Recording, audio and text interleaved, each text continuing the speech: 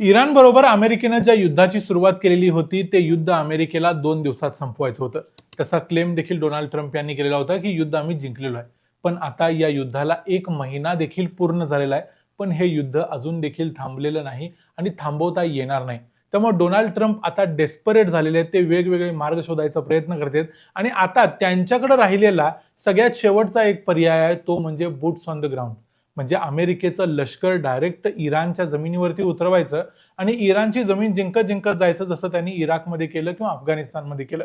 हे करण्याशिवाय त्यांच्याकडे पर्याय, आणि हे जर त्यांनी केलं तर त्यांची आणि अमेरिकेची आणि एकूणच जगातली ती 21व्या शतकातली सर्वात मोठी चूक असेल.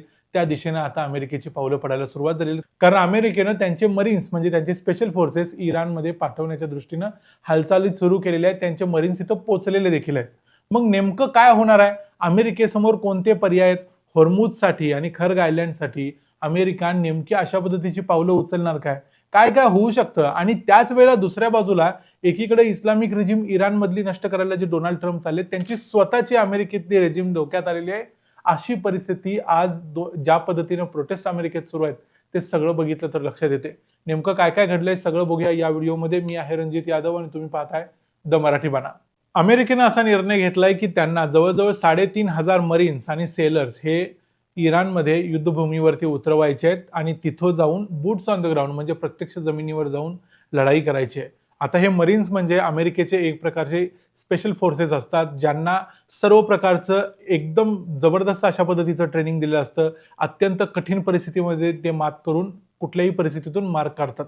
बरेचसे जे अमेरिकेचे स्पेशल ऑपरेशन्स असतात त्यामध्ये मरीन्स किंवा सीलचे काही त्यांचे सैनिक असतात. अशा पद्धतीचे 3,500 लोक त्यांनी तिथं पाठवलेत. ऑलरेडी अमेरिकेचे मध्य पूर्वेत वेगवेगळ्या देशांच्या मध्ये जे एअरबेस आहेत, मिलिटरी बेस आहेत, त्या सगळीकडे मिळून म्हटलं तरी 50,000 सैनिक असतील. त्यात आता हे 3,500 स्पेशल मरीन्स असणार आहेत. आणि हे 3,500 मरीन्स बरोबर अमेरिकेनं आपलं एक USS ट्रिपोली नावाचं एक शिप आहे ते देखील पाठवले. हे एक पाण्यातलं आपण ह्याला चालता फिरता किल्ला म्हणू शकतो अशा पद्धतीचं एक ट्रिपोली नावाचं शिप आहे. याच्यावरती एअरक्राफ्ट कॅरियर आहे, याच्यावरती सगळे हेलिकॉप्टर्स असतात. ह्या सगळ्या गोष्टींचा वापर दुसऱ्या देशावरती एअर स्ट्राईक्स वगैरे करण्यासाठी करू शकतोच, पण त्याच वेळेला हे अत्यंत भरभक्कम आणि जबरदस्त असतं, ज्यामुळं जमिनीवरती आपण जेवढं विसंबून राहू शकतो तसंच आपण या USS ट्रिपोलीवरती पाण्यात विसंबून राहू शकतं. एवढं हे जबरदस्त आहे. आता डोनाल्ड ट्रम्प स्वतःला आणि जगाला हे समजवायचा आता सध्या प्रयत्न करत असतील की आम्ही संपूर्ण इराणवर हल्ला करणारच नाही. ते आपल्या अमेरिकेतल्या मतदारांना देखील हेच सांगत असतील की आम्ही काही इराणवरती हल्ला करणार नाही. आम्ही फक्त होर्मुझची सामुद्रधुनी ओपन होईल जगासाठी यासाठी प्रयत्न करणार आणि तिथं अटॅक करणार आहे. दुसरी गोष्ट ते सांगतील की खर्ग आयलँडवरती आम्ही फक्त हल्ला करणार आहे, आम्ही इराणच्या मुख्य भूमीवरती हल्ला करणार नाही. पण प्रत्यक्ष ते हे जे करतायत ही एक सुरुवात असणार आहे, कारण जरी यांनी तिथं अटॅक केला नाही तरी नंतर इराण तिथं अटॅक करू शकतो. आता होर्मुझची सामुद्रधुनी कशी ओपन करायची, तर अमेरिकेला वाटते की तिथं प्रत्यक्ष आपलं लष्कर गुंतवायचं. ते लष्कर तिथं जाईल आणि तिथं जे काही हल्ले तिथल्या शिप्सवरती होत आहेत ते सगळे थांबवण्यासाठी प्रयत्न करतील. पण हे जवळजवळ अशक्य आहे, कारण इराण त्यांच्या देशातल्या कुठल्याही ठिकाणावरून या सामुद्रधुनीतलं कुठलंही छोटंसं जहाज देखील अगदी व्यवस्थितपणे टिपू शकतो. एवढी सुपेरियरिटी इराणच्या मिसाईल्सकडे आहे, हे आतापर्यंत सिद्ध झालेले आहे.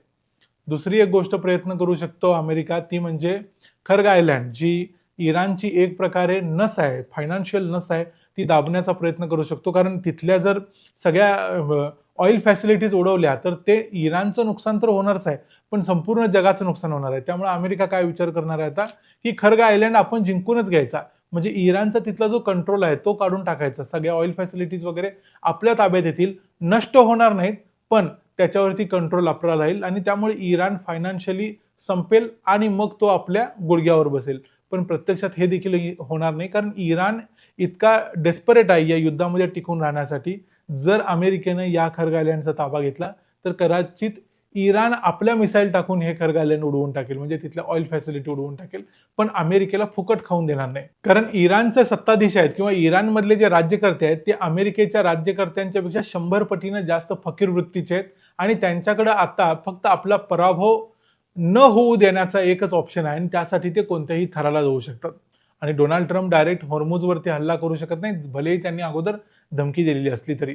त्यामुळे ह्या सगळ्या परिस्थितीमध्ये असं झालं की डोनाल्ड ट्रम्प जे म्हणत होते की इस्लामिक रिजिम इराणमधली संपवणं हे माझं टार्गेट आहे, पण प्रत्यक्षात ही इस्लामिक रिजिम आता संपवण्याच्या मार्गावर नाही आहे. उलट अमेरिकेमध्ये डोनाल्ड ट्रम्प यांची जी रिजिम चालू आहे, जी त्यांचा हुकुमशाही कारभार आहे, ती मात्र संपवण्याच्या मार्गावर आहे. कारण अमेरिकेत आता दुसऱ्यांदा, मागच्या वर्षी एकदा आणि आता दुसऱ्यांदा नो किंग्स प्रोटेस्ट म्हणजे डोनाल्ड ट्रम्प यांना हे जाणीव करून देणारी एक आंदोलन चालू झाले, ज्यामध्ये लोक सांगतायत की तुम्ही काही राजा नाही आहे, तुम्हाला आम्ही निवडून दिलेलं आहे आणि तुम्ही तुमचं काम करून परत घरी जायचं आहे, तुम्ही राजा म्हणून जन्माला आलेलं नाही अमेरिकेचा, हे सांगण्यासाठी एक आंदोलन होते.